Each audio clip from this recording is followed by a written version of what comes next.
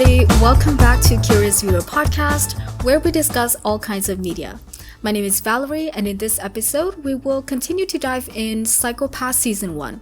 If you haven't watched Psycho-Pass and are not familiar with the setting, you can check out my previous episode where I provided a summary on the anime and a brief take on the theme of determinism versus free will. Alright, so in this episode, I want to focus on Sybil as a system.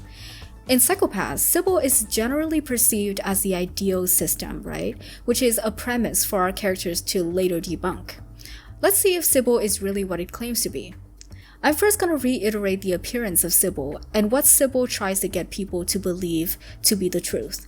Then we're going to debunk these perceptions, which, spoiler alert, is going to contain some of the very important informations in the anime. And finally, we will find answer to the most, I think, important question. Do people under Sybil know? Alright, so what is Sybil like on the surface? Sybil wants people to believe that human society can come close to this kind of rationalist technological utopia where safety and prosperity is kept constant due to Sybil's ability to keep out crimes and calculate what's the best course of action one can take to maximize their contribution to society. In this regard, we can't deny that Sybil is doing a pretty good job. With all the data collected by Sybil from every small things that individuals do, people feel totally safe. We can see mentions of this in the anime. In a conversation between Ginoza and Tsunemori in episode 14, it is said that people these days, as in Psycho-Pass present context, don't bother to lock their doors. In the past, always being on guard that other people will kind of break in your house and steal stuff, or in other words, doubting others, was the main way of maintaining orders. But with Sybil, people can put trust in Sybil's all-seeing, all-knowing ability to protect them. And this works. This works so well that people cannot fathom the possibility that this safety could be disturbed.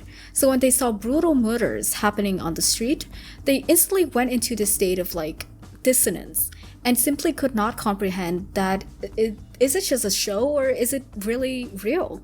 Instead of stopping the crime, they become onlookers. But supposedly, without Makishima's grand plan of overthrowing Sybil and inciting riots, in the normal situation, even if just in appearance, how is Sybil ideal?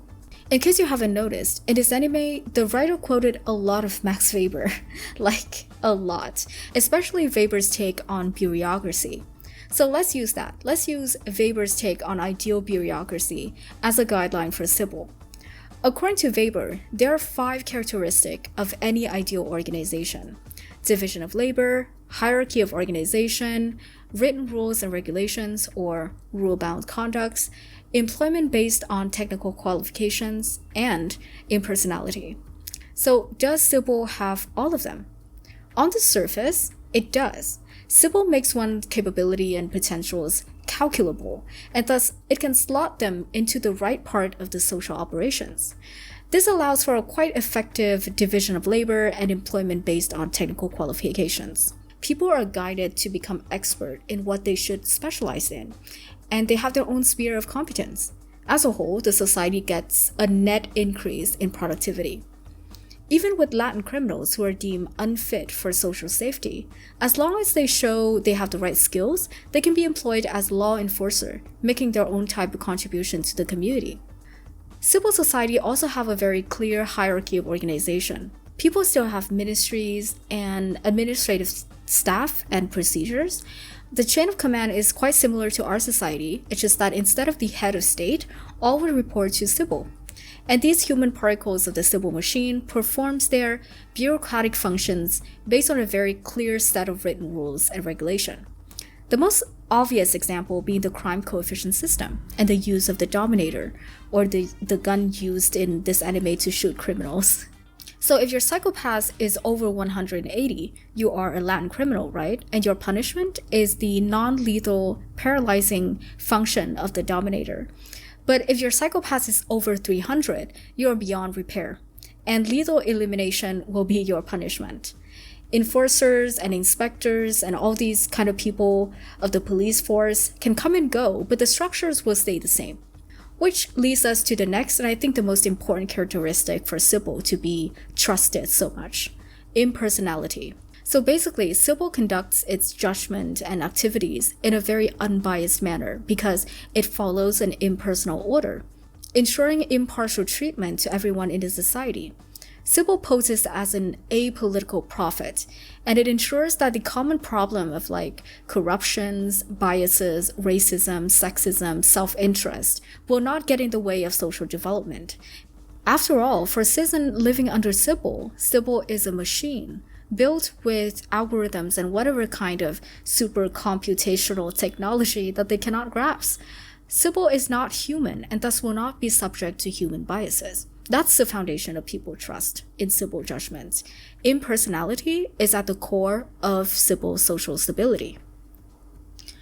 Well, that sounds undeniably very ideal, but only if it's true. As the plot unfolds, we soon discover that Sybil lacks this one fundamental characteristic, impersonality. It turns out that Sybil is a collective of literal human brains, making judgments not based on an objective standard, but on a very much human one. It is still true that a lot of the perks of the system still holds, even if it's made of humans.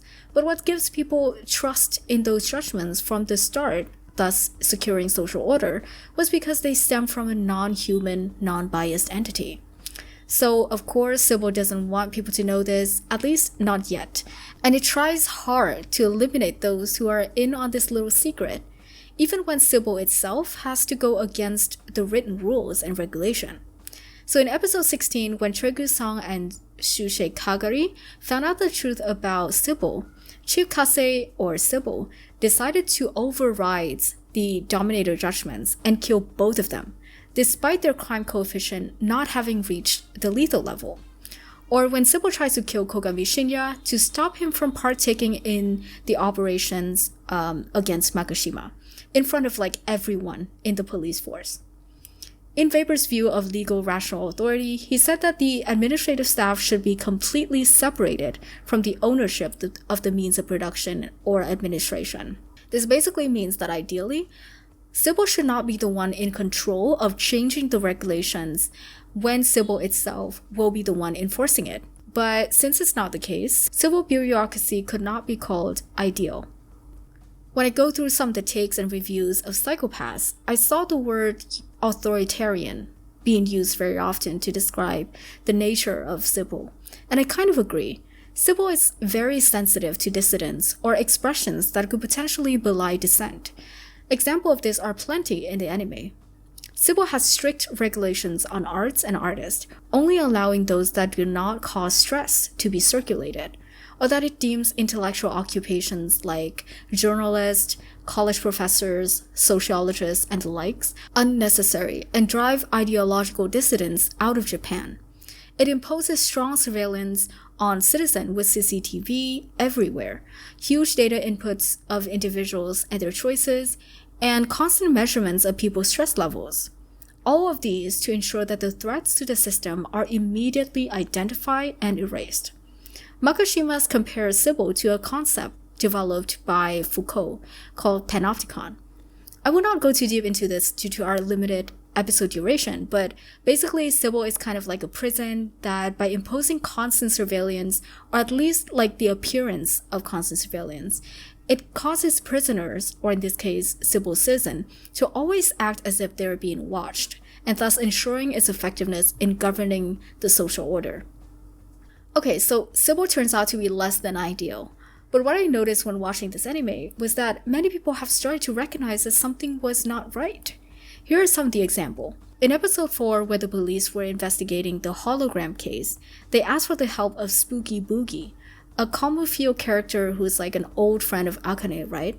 And Spooky Boogie's Komufield theme is anarchism, and a Komufield has a lot of participants. This means that under Sybil's seemingly rational legal authority, a lot of citizens are preaching anarchism as an ideal system.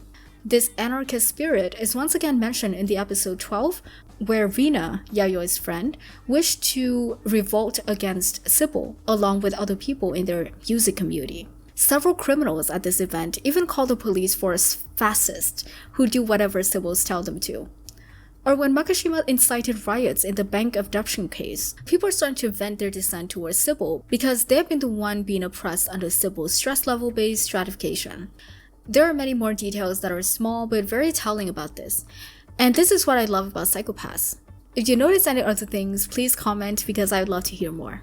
Alright, so that is my very brief interpretation of Sybil as a system. And of course, I would love to hear more of your opinion.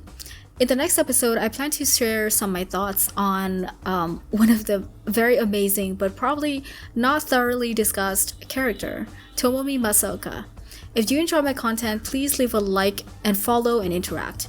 I'm available on Spotify, YouTube, and Instagram. Alright, so that's the end of this episode. See you guys next time.